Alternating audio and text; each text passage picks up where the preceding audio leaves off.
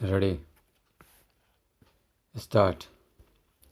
भारतीय प्रधानमंत्री ने कोरोना काल में भी भारत और आसियान देशों के बीच आपसी संबंधों की मजबूती की ओर जो संकेत किया, वह यही बताता है कि सहयोग भाव के सहारे कठिन से कठिन चुनौतियों का सामना किया जा सकता है।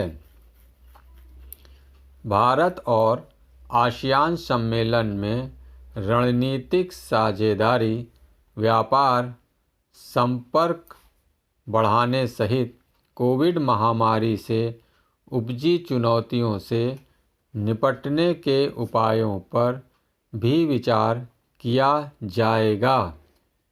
चूँकि इस सम्मेलन को संबोधित करने के बाद भारतीय प्रधानमंत्री G20 सम्मेलन में शामिल होने इटली जा रहे हैं और वहां भी महामारी के प्रबंधन और वैश्विक स्वास्थ्य ढांचा पर चर्चा होनी है। इसलिए यह आशा की जाती है कि भारत की इस मांग पर गौर किया जाएगा कि कोरोना की चुनौती से निपटने के लिए दुनिया के बीच व्यापक सहयोग कायम हो।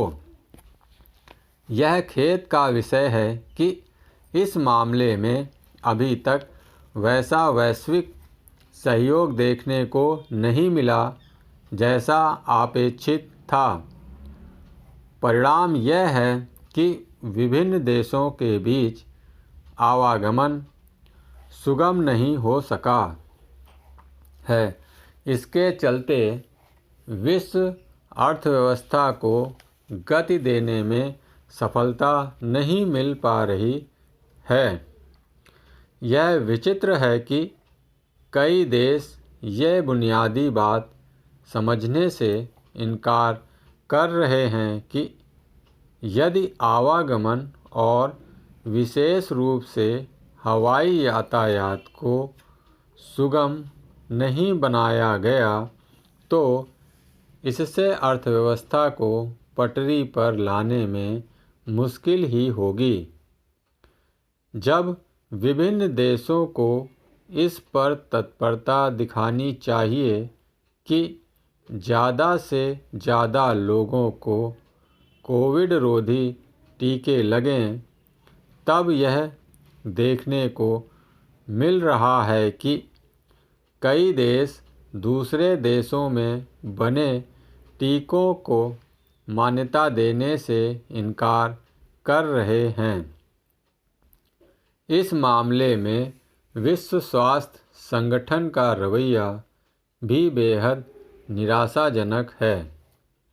वह टीकों की मान्यता देने के मामले में पक्षपात करता और दुराग्रह का परिचय देता दिख रहा है। ऐसा लगता है कि वह कोरोना वायरस की उत्पत्ति का पता लगाने में बाधा डालने वाले चीन के इशारे पर काम कर रहा है। यह संदेह इसलिए क्योंकि उसने चीन में बने टीकों को तुरंत मान्यता दे दी, लेकिन भारत में बन रही कोवैक्सीन को हरी झंडी देने में आनाकानी कर रहा है। निसंदेह बात केवल विश्व स्वास्थ्य संगठन के रवैये की ही नहीं, इसकी भी है कि अमेरिका की टीका बनाने वाली बड़ी कंपनियां इसके लिए तत्पर नहीं कि उनके टीके अन्य देशों में भी बन सकें। ये कंपनियां कोरोना संक्रमण का खतरा बरकरार रहने के बाद भी ऐसे देशों पर मनमानी शर्तें थोपना चाह रही हैं जो उनके टीके अपने यहाँ बनाना चाहते हैं।